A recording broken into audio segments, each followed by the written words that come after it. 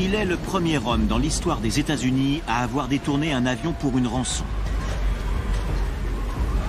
Il a sauté en parachute d'un appareil de ligne avec 200 000 $ et a disparu sans laisser de traces.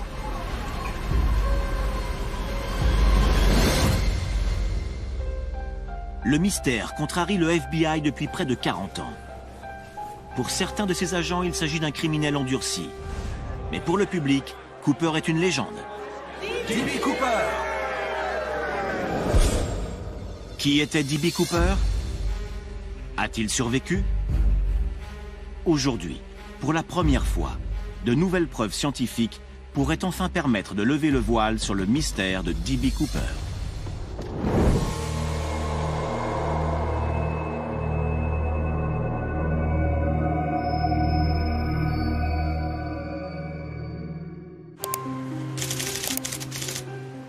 C'est le soir de Thanksgiving.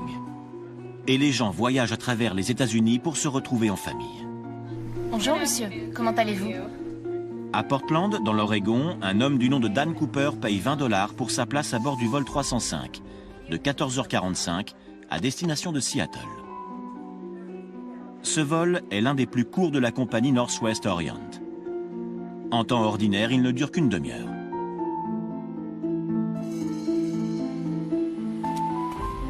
Sur les vols intérieurs, il n'y a pas de contrôle de sécurité ou d'identité.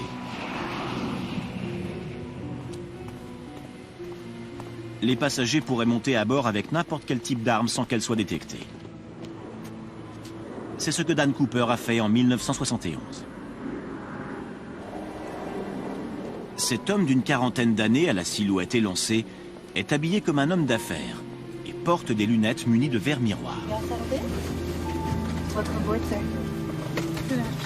Il gagne son siège situé en queue d'appareil. L'hôtesse, Florence Schaffner, prend sa commande. Un bourbon soda avec de la glace. D'accord.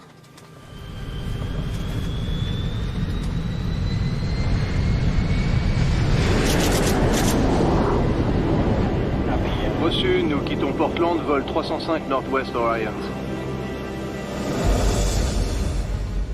Après le décollage, l'homme tend une enveloppe à l'hôtesse. C'est pour vous. Elle croit d'abord qu'il cherche à la séduire. Mais son regard insistant la pousse à ouvrir l'enveloppe. Sur le mot, il est écrit « Mademoiselle, je transporte une bombe et je vous demande de vous asseoir à côté de moi. » Choquée, elle demande à l'homme s'il plaisante. Je suis très sérieux. Elle appelle sa collègue, Tina McClough. Tina? L'homme ouvre sa mallette et dévoile le dispositif de la bombe.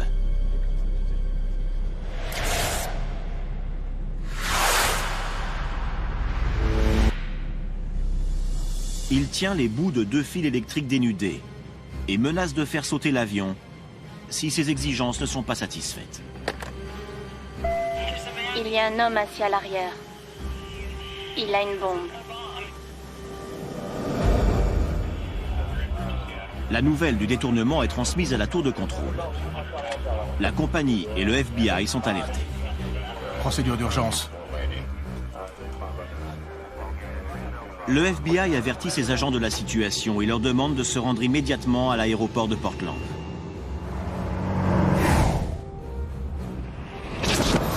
Pendant ce temps, Cooper transmet ses exigences.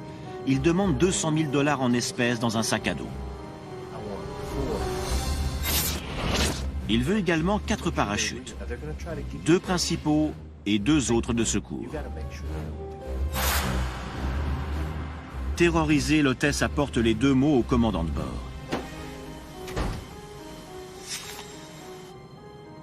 Par la suite, Cooper demandera à récupérer les mots.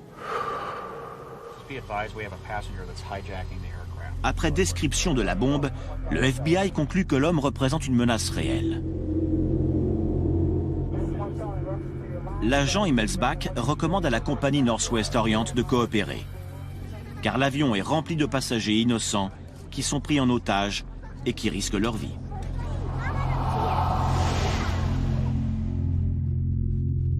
Charlie 7 November, go. 78 Echo, able to turn right. la compagnie s'empresse d'accepter les conditions. Les agents du FBI contactent la Seafirst Bank de Seattle. Celle-ci fournit des billets dont les numéros de série ont été relevés. Cooper refuse de laisser l'avion atterrir avant que ses exigences ne soient satisfaites. Tandis que le vol 305 tourne autour de l'aéroport de Seattle, le reste des passagers n'a aucune idée de ce qui est en train de se passer.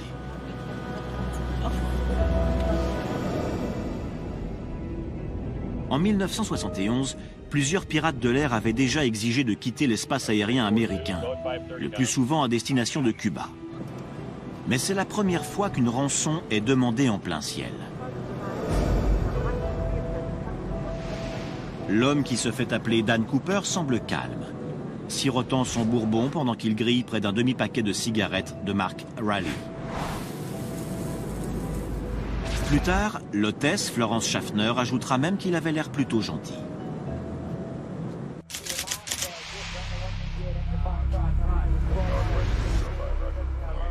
L'argent de la rançon et les parachutes arrivent à l'aéroport. Ici vol 305, reçu.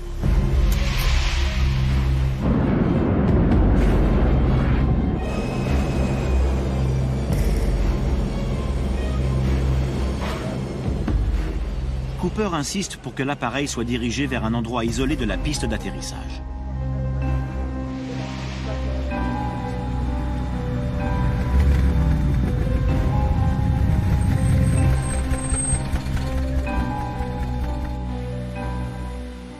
Le pirate n'a pas précisé un type de coupure en particulier. Les 200 000 $ de la rançon sont constitués de billets de 20 $. Le sac pèse plus de 11 kilos. Toujours inconscients de la menace, les passagers sont relâchés ainsi que 2 hôtesses, dont Florence Schaffner. Le reste de l'équipage demeure captif.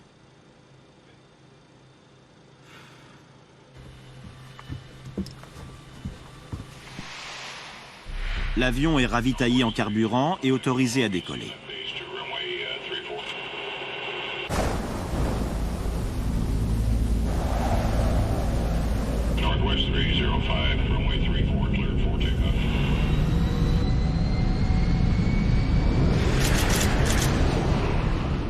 Alors qu'il gagne les airs, ni le FBI, ni la compagnie n'ont la moindre idée de ce qui va se passer par la suite.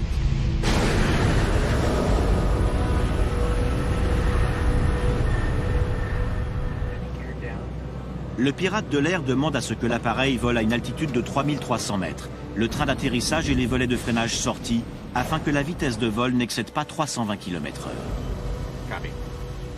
Il veut se rendre à Mexico.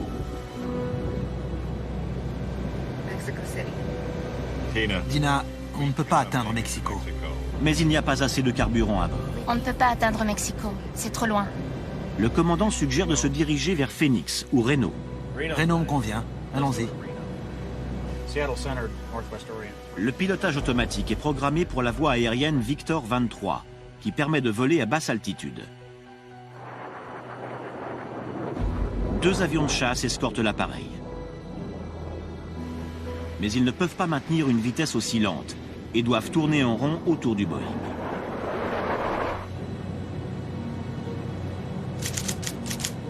Cooper ordonne à Tina Mucklow de rejoindre l'équipage dans le cockpit.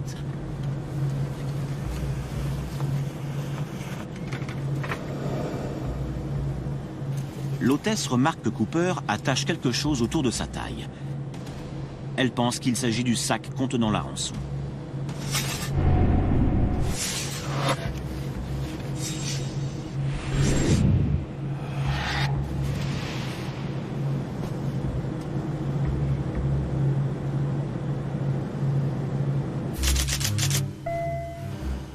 Commandant, la porte de l'escalier arrière a été ouverte. Le voyant indique que la porte arrière est ouverte et que l'escalier est déployé. Le Boeing 727 est l'un des seuls avions de ligne à disposer d'un escalier arrière. En 1971, aucun dispositif n'empêche de le déployer pendant le vol. l'équipage redoute que Cooper saute avant que l'appareil n'explose en vol.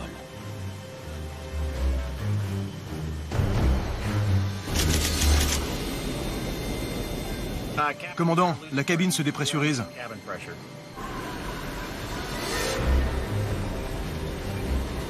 Les événements qui s'en sont suivis font débat depuis près de 40 ans. La seule certitude, c'est que Dan Cooper a disparu sans laisser de traces.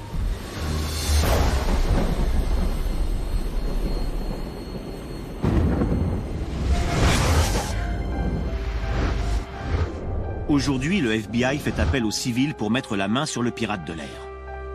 Les agents fédéraux appliquent des techniques modernes aux éléments de l'époque dont ils disposent et vont même jusqu'à recréer les conditions du saut dans l'espoir de découvrir ce qu'il est advenu de D.B. Cooper.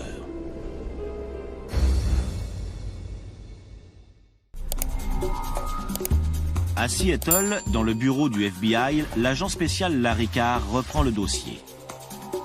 C'est la seule affaire de piratage de l'air qui n'a jamais été résolue aux États-Unis. Le FBI affirme avoir la mémoire longue et veut afficher un taux de réussite de 100%. Ses agents sont déterminés à résoudre l'affaire. Pour la première fois de son histoire, le FBI fait appel à des civils.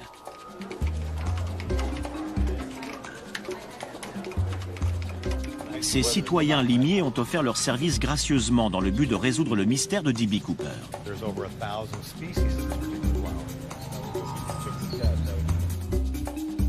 Le paléontologue Tom Kay pourrait bientôt découvrir de nouveaux secrets à partir de la cravate que Cooper a laissée à bord.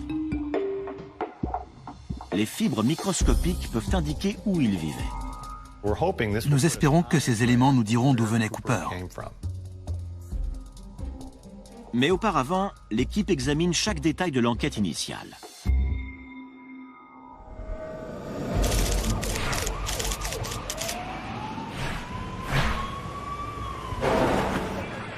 Lorsque l'avion se pose à Reno, des dizaines d'agents sont déjà sur le coup.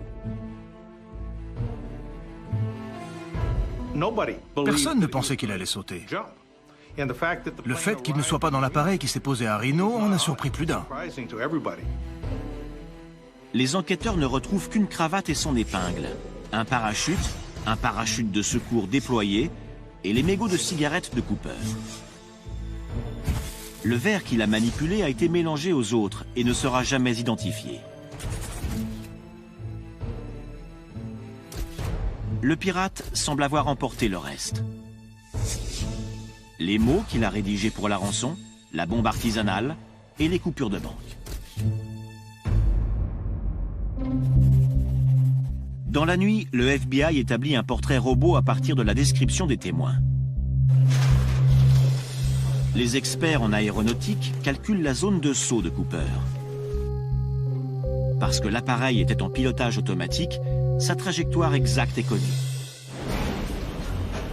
Mais à quel moment précis le pirate de l'air a-t-il sauté? Les agents se plongent dans le rapport du commandant. Selon toute vraisemblance, Cooper aura sauté vers 20h10, lorsque les systèmes de sécurité ont enregistré le changement de pressurisation de l'appareil. La factorisation des puissants vents d'ouest oblige le FBI à délimiter une vaste zone de recherche de 72 km². En 1971, le matin de Thanksgiving, près de la ville d'Ariel, dans l'État de Washington, débute l'une des plus grandes chasses à l'homme de l'histoire des États-Unis.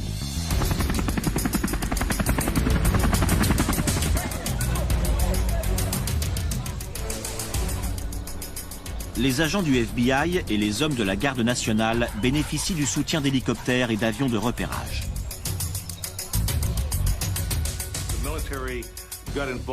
Un certain nombre de militaires ont prêté main forte à la quarantaine d'agents du FBI mobilisés pour les recherches.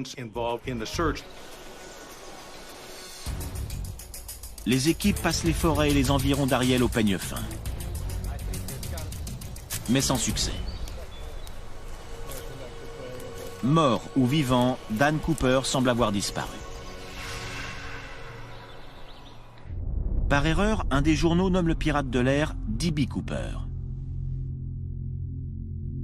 Nous avons rectifié en spécifiant aux journalistes que son nom était Dan Cooper. Mais D.B. Cooper était plus facile à retenir que Dan. Et le nom a fini par lui rester.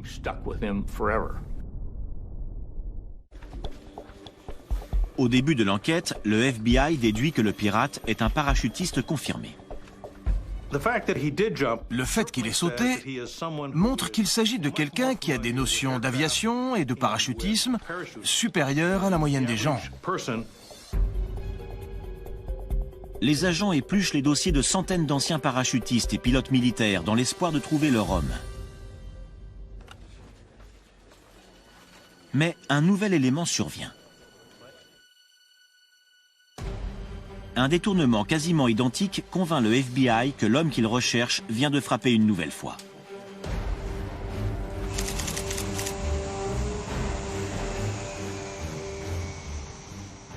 Le 7 avril 1972, un homme enregistré sous le faux nom de James Johnson détourne un Boeing 727 de la compagnie United Airlines. Il exige une rançon d'1 demi-million de dollars, 4 parachutes et saute de l'escalier arrière de l'appareil au-dessus de l'Utah. Le pirate de l'air aurait pu s'en tirer s'il ne s'était pas vanté préalablement auprès d'une connaissance. L'homme a en effet déclaré qu'il aurait pu accomplir le braquage de D.B. Cooper, mais qu'il aurait exigé 1 demi-million de dollars. Alerté, le FBI se précipite chez Richard McCoy, un ancien pilote pendant la guerre du Vietnam, marié et père de 2 enfants.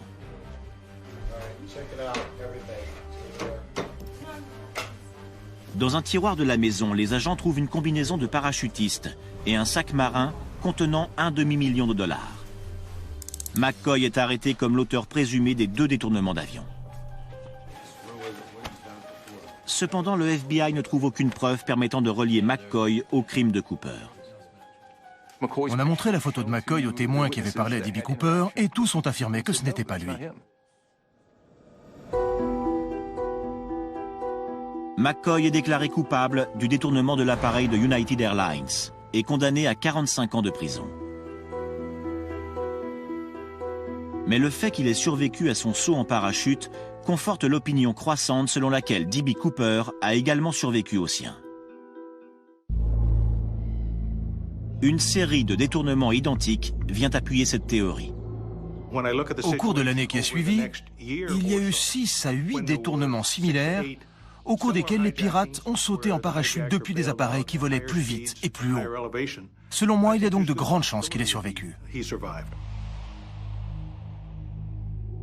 La méthode de Dan Cooper a fait des émules en matière de détournement d'avion.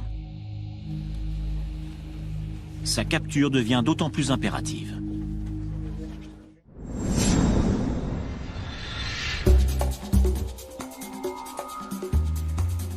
Mais en 1980, soit près de 10 ans après les faits, le FBI tient une piste.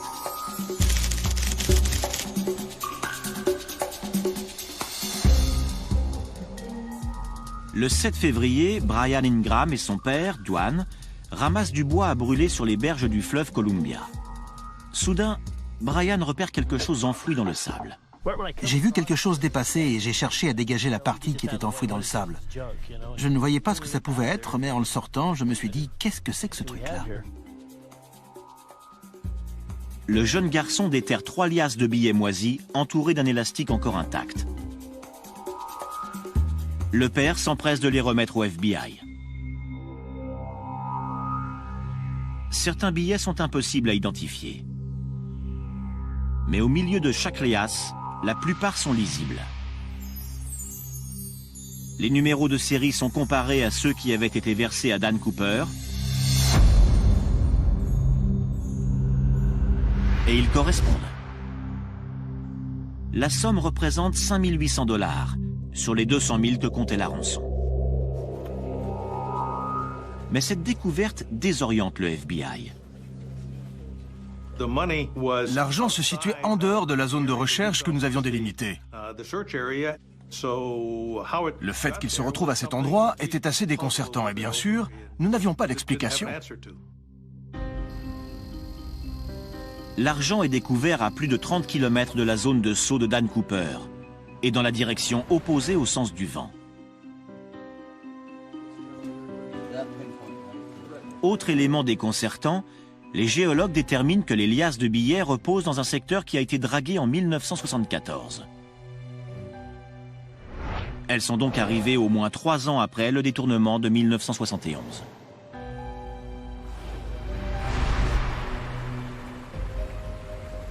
Il est improbable que les billets aient mis tout ce temps pour être charriés par le fleuve.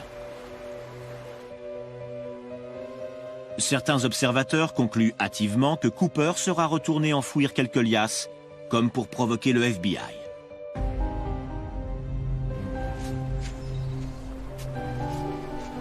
Après avoir passé une vaste zone au peigne fin, le FBI ne retrouve ni argent ni indice.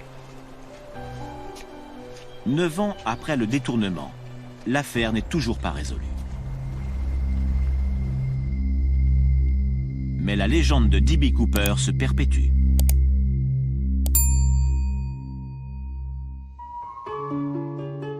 Qui était donc Dan Cooper?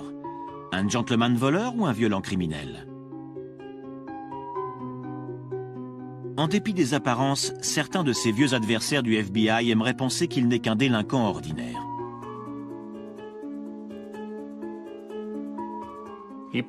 C'était probablement un de ces petits escrocs. Il parlait comme un petit escroc. Son langage était châtié, et compte tenu de son âge, il avait dû mener une existence de criminel. C'était un loser. Mais les déclarations des témoins ne corroborent pas les assertions d'Immelsbach. Dans la presse, certains récits décrivent Cooper comme un fumeur invétéré et un alcoolique. Une image erronée selon Larry Carr. Je suis convaincu que D.B. Cooper n'avait pas un penchant pour l'alcool. On serait tenté de penser qu'une personne sur le point de se retrouver dans une situation stressante avalerait plus d'un verre s'il s'agissait d'un alcoolique et fumerait davantage que les 8 cigarettes que nous avons retrouvées. Cooper correspond au profil type du fumeur de la marque de cigarettes Raleigh. Un homme chic et bien éduqué. En outre, Carr découvre que le Bourbon 7-Up était un cocktail prisé auprès d'une catégorie de gens sophistiqués dans les années 1970. Si Cooper était un gentleman voleur, l'argent n'était pas son unique motivation. Au cours du vol, Tina McClough lui a demandé pourquoi il avait choisi la Northwest Orient. Cooper lui a répondu « Je n'ai aucun grief contre votre compagnie. J'ai des griefs, c'est tout. » Ces portraits contradictoires ont entretenu la légende. On ne sait pas s'il s'en sort ou s'il meurt, ce qui ajoute au mystère. C'est comme un roman auquel il manquerait le dernier chapitre. On veut savoir comment ça finit. Au fil des années, le FBI a interrogé plus de 1000 suspects. Mais Cooper lui a toujours échappé.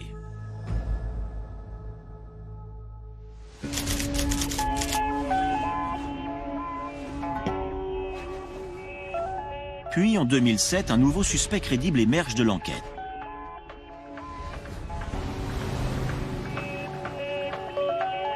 La source provient d'un certain Skip Porteous, un détective privé de New York. Ce dernier a été contacté par un homme qui affirme connaître l'identité de D.B. Cooper. Je lui ai demandé le but de sa démarche, et il m'a répondu qu'il savait qui était D.B. Cooper. Je lui ai demandé comment il le connaissait, et il m'a dit « Nous avons grandi ensemble, c'était mon frère. »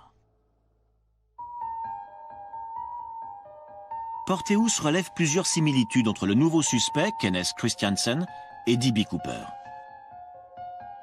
À l'époque du détournement de Cooper, Kenneth Christiansen était steward sur la compagnie Northwest Orient. Il connaissait les appareils et il connaissait la routine. Au début des années 1970, Christiansen a des griefs à l'égard des licenciements et des réductions de salaire. À l'époque, il gagne $150 par semaine. Un an après le détournement de 1971, Christiansen s'achète une grande maison dans le sud de Washington qu'il paye en espèces. Une somme substantielle compte tenu de son salaire modeste. Comme Cooper, Christiansen est amateur de bourbon et fume régulièrement. Il y a également une ressemblance avec le portrait robot de Dan Cooper. La photo de Christiansen est examinée par Florence Schaffner. Elle a déclaré que la photo ressemblait davantage à D.B. Cooper que toutes celles qu'elle avait vues auparavant. Mais cette ressemblance ne convainc pas le FBI. Il n'a jamais avoué être Dan Cooper. C'est un membre de sa famille qui a dit qu'il s'agissait de Dan Cooper. Mais rien ne permettait de l'affirmer.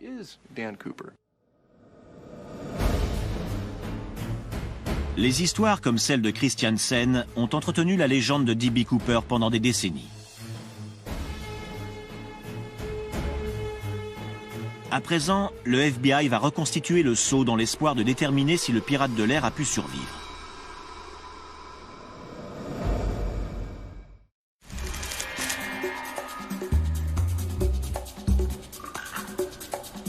Aujourd'hui, les éléments de l'affaire Cooper tiennent dans cette petite boîte. Il ne reste que le parachute déployé, son sac d'origine, la cravate, l'épingle à cravate, le billet d'avion et les quelques coupures retrouvées dans le sable.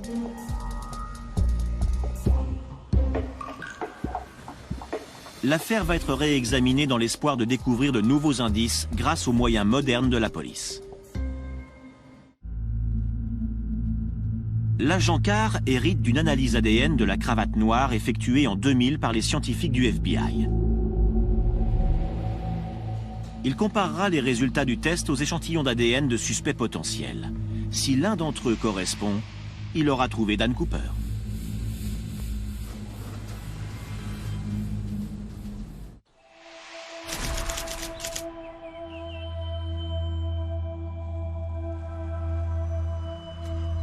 Le paléontologue Tom Kay offre ses services aux enquêteurs. Il est devenu le scientifique civil de référence. Son examen de la cravate révèle un nouveau secret, de fines particules de pollen.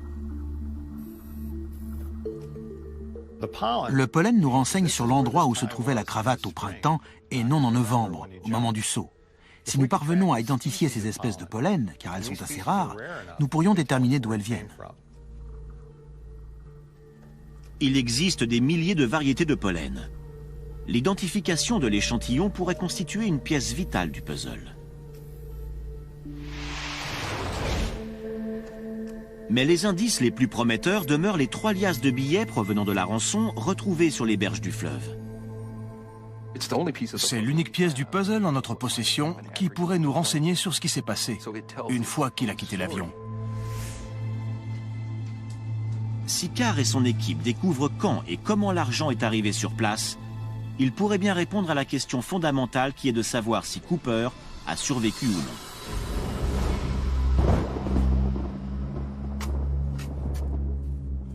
En 1980, le FBI avait conclu que compte tenu de leur emplacement, les liasses avaient dû être enfouies après 1974. À l'époque, plusieurs personnes étaient convaincues que Cooper était retourné sur place pour enterrer l'argent. Mais Tom Kay est persuadé que les billets ont été charriés par le fleuve et n'ont pas été enfouis par des mains d'hommes. En examinant les liasses retrouvées sur la berge, nous avons constaté que l'usure avait arrondi les contours des billets. Si les billets étaient secs avant d'être enterrés, ils se seraient décomposés en gardant leur forme rectangulaire. Il semble indéniable que les liasses ont séjourné dans l'eau avant d'échouer sur le sable. Si Tom a raison, cela implique que Cooper n'a pas pu enfouir les billets. Mais une nouvelle révélation vient bouleverser l'enquête. La société qui a fabriqué les bandes élastiques qui maintiennent les billets est localisée. Elle déclare que si les bandes élastiques étaient exposées à l'air libre ou au contact de l'eau, elles se décomposeraient en l'espace de 3 mois.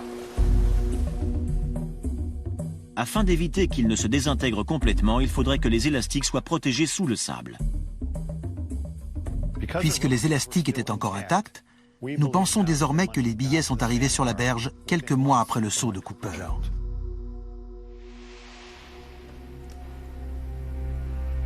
Mais cette nouvelle information est en contradiction avec la conclusion initiale selon laquelle l'argent est arrivé sur place après le dragage de 1974.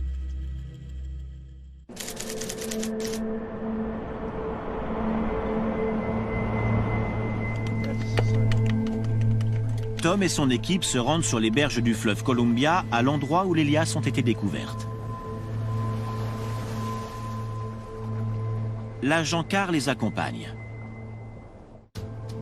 Les enquêteurs commencent par observer la manière dont une liasse de billets de banque se comporte dans l'eau du fleuve. Nous avons jeté des liasses de billets à l'eau pour observer ce qui se passait. C'est une reconstitution fidèle de ce qui s'est vraisemblablement passé. Nous sommes désormais convaincus que l'argent a été charrié par le fleuve et s'est échoué sur la berge avant de se décomposer. Les résultats indiquent que l'argent n'a pas été enterré par Cooper. Mais en dépit des données recueillies, l'équipe ne parvient pas à déterminer à quel moment les billets se sont échoués.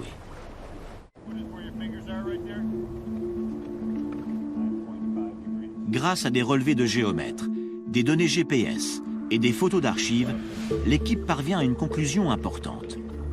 Elle établit que le dragage de 1974 s'est arrêté à une 50aine de mètres de l'endroit où l'argent a été découvert.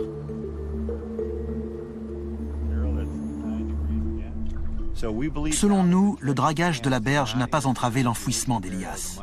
L'argent a donc été enterré quelques mois après le saut en parachute de Cooper.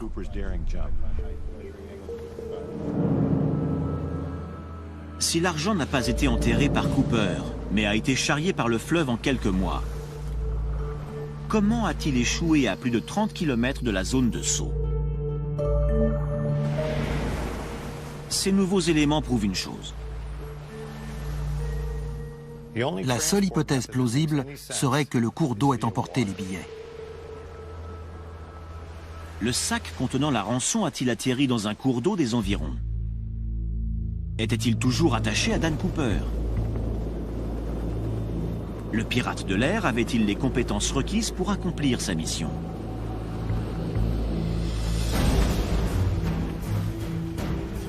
En 1971, le FBI a passé des milliers d'heures à chercher un suspect ayant l'expertise nécessaire en matière d'aéronautique et de parachutisme. En vain.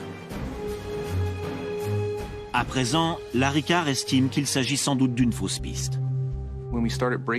L'analyse du déroulement de la soirée et des choix que Cooper a fait dresse un portrait différent de celui que nous avions à l'époque. Dan Cooper n'avait pas emporté de vêtements particuliers pour effectuer un saut de nuit si audacieux. Et il était lesté d'un poids supplémentaire parce qu'il avait omis de préciser la nature des coupures de la rançon. Il avait 11 kilos attachés à la ceinture. S'il avait réclamé des billets de $100, l'argent n'aurait pesé que 5 kilos. Cela fait une différence énorme et pourtant, il n'a pas exigé de grosses coupures. L'homme qui a plié les 2 parachutes principaux en 1971 est convaincu que Dan Cooper n'était pas un parachutiste expérimenté. Ce soir-là, j'ai fourni 2 parachutes. Un NB8, le modèle que je porte sur moi, et un prototype sportif élaboré par la marque Pioneer. Il a choisi le NB8 et j'ignore pourquoi. C'est un modèle très inconfortable avec une ouverture beaucoup plus violente. La poignée d'ouverture est très plate, elle se fond dans le harnais. Et il est probable qu'il n'ait même pas pu la trouver.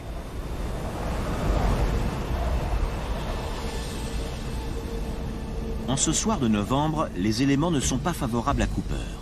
La visibilité est réduite, le vent est glacial et le parachutiste ne porte ni gants ni lunettes.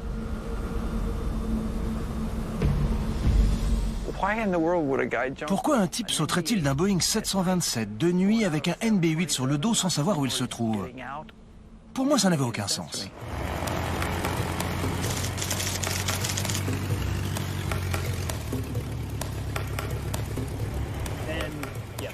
Le parachutiste professionnel Troy Hartman accepte d'effectuer un saut de simulation. Il est habillé comme l'était Dan Cooper, conformément aux témoignages recueillis.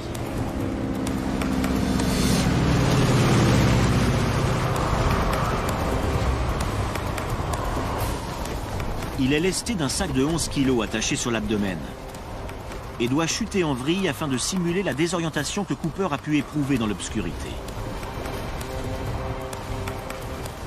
Mais le froid, l'ennemi principal de Cooper, ne peut pas être simulé. À plusieurs reprises, j'ai eu du mal à bien agripper la poignée d'ouverture à cause du froid. Vous commencez à vous paniquer et vos gestes sont plus précipités qu'en temps normal. Troy Hartman est convaincu que Cooper était suffisamment qualifié pour ouvrir son parachute. Au bout du compte, il suffit de tirer sur une poignée. Ce matériel a été conçu pour se déployer, même si vous chutez en vrille.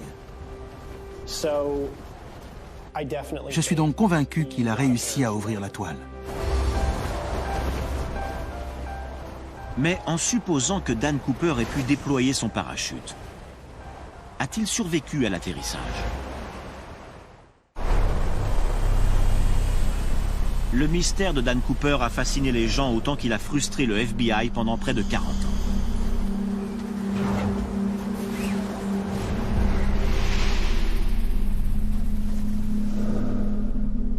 Le paléontologue Tom Kay est convaincu que les 3 liasses provenant de la rançon constituent le meilleur indice pour résoudre l'énigme.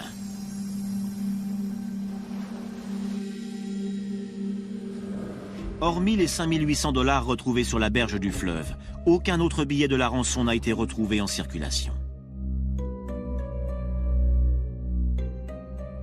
Tom est persuadé que le sac contenant les 200 000 $ a suivi le cours du fleuve, jusqu'à l'endroit où les 3 liasses ont été découvertes. Les 3 liasses n'ont pas pu dériver indépendamment pour finalement s'échouer au même endroit sur la berge. Le sac contenant l'argent a pu s'ouvrir à proximité de la berge, ce qui augmenterait les chances de retrouver 3 liasses sur 100 au même endroit. Si le sac contenant la rançon a fini dans le fleuve, alors quel que soit le sort qu'ait connu Cooper, il n'aura jamais dépensé l'argent pour lequel il a risqué sa vie.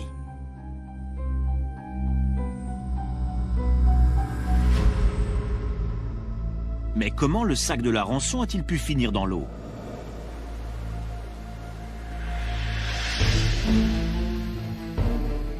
Tom a examiné le plan de vol et a estimé l'heure du saut aux alentours de 20h10.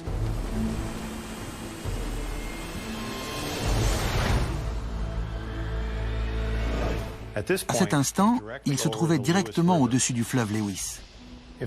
Si le sac de la rançon, qui était secoué par des vents de plus de 300 km/h, s'est détaché de Cooper, il sera tombé directement dans le fleuve Lewis.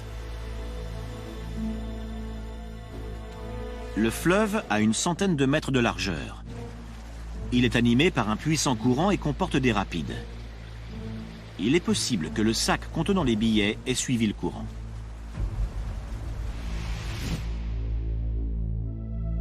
Mais Dan Cooper veillait précieusement sur l'argent. Grâce aux 10 mètres de suspente, il aura pu bien attacher le sac. Si tel est le cas, et si Cooper est parvenu à déployer sa voilure, où a-t-il atterri?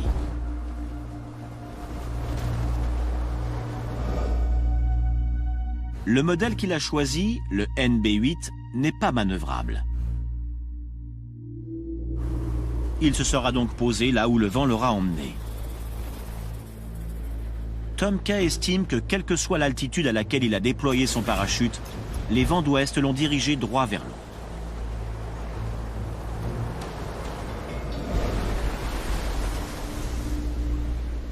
D'après nos calculs, nous pouvons déterminer que si Cooper a déployé son parachute très tôt, il aura dérivé sur une longue distance pour finir dans les eaux du lac Merwin. S'il a attendu d'être à 700 mètres du sol pour ouvrir sa voilure, il aura atterri dans le fleuve Lewis. Le lac Merwin est un gigantesque lac de retenue d'un barrage qui se jette directement dans le fleuve Lewis. À cause des nuages bas et du manque de maniabilité de son parachute, Cooper n'avait aucune chance de modifier sa trajectoire. À cette époque du mois de novembre, l'eau est froide. Assez froide pour tuer.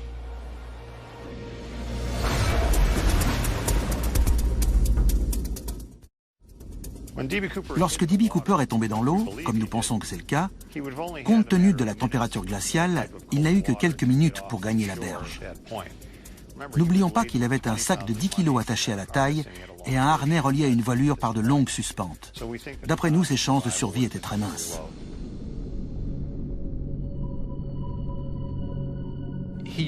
Il a opté pour le matériel le moins adapté. Les conditions étaient déplorables. Et le fait que nous n'ayons rien retrouvé me pousse à croire qu'il est mort cette nuit-là.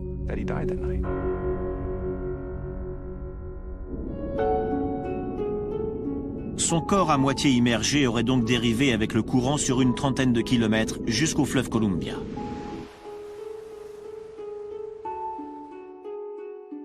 Les 3 liasses de billets ont été retrouvées à quelques kilomètres du confluent des fleuves Columbia et Lewis. Mais il y a un hic. Ces quelques kilomètres sont à contre-courant. Tom Kay propose une explication rationnelle. À l'époque, le fleuve Columbia était l'une des voies fluviales les plus empruntées d'Amérique du Nord. Nous pensons qu'il est possible que le corps de Cooper et le sac de billets se soient pris dans l'hélice d'un de ces bateaux et aient remonté le courant avec le navire. À un certain stade, le sac aura été déchiqueté et les billets se seront répandus dans l'eau.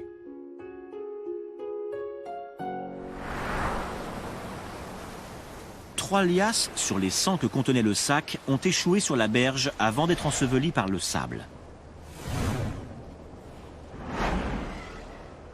Mais si cette hypothèse est la bonne, qu'est-il advenu du corps de Cooper?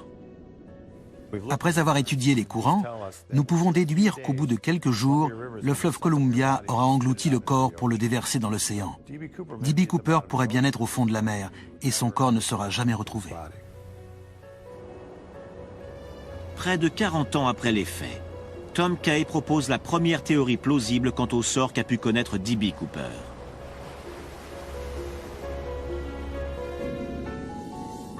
Mais qu'il soit mort ou vivant, l'identité du pirate de l'air demeure un mystère.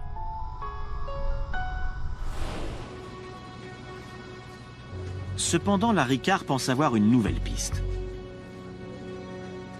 En Belgique, un des héros de bande dessinée des années 1960 est un pilote téméraire nommé Dan Cooper. Ce vaillant aviateur effectue des missions courageuses et des sauts en parachute. Il est possible que le pirate de l'air ait été fan de la BD et lui ait emprunté son nom pour signer son crime. Peut-être que quelqu'un, dont le parent a disparu en 1971 sans laisser de traces, finira par tomber un jour sur les bandes dessinées de Dan Cooper dans son grenier et fera le lien. Ce serait extraordinaire. Si tout semble indiquer que D.B. Cooper a trouvé la mort, en l'absence de preuves irréfutables, nombreux sont ceux qui restent convaincus qu'il a survécu. Selon moi, il y a de bonnes chances que Dan Cooper ait survécu à son saut et qu'il soit quelque part dans la nature. La légende de D.B. Cooper veut qu'il s'agisse d'un gentleman voleur qui a dérobé 200 000 $ sans la moindre violence, avant de sauter dans l'obscurité pour rejoindre la légende.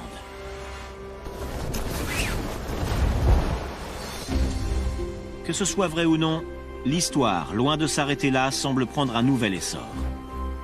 Le mystère de D.B. Cooper est loin d'être résolu.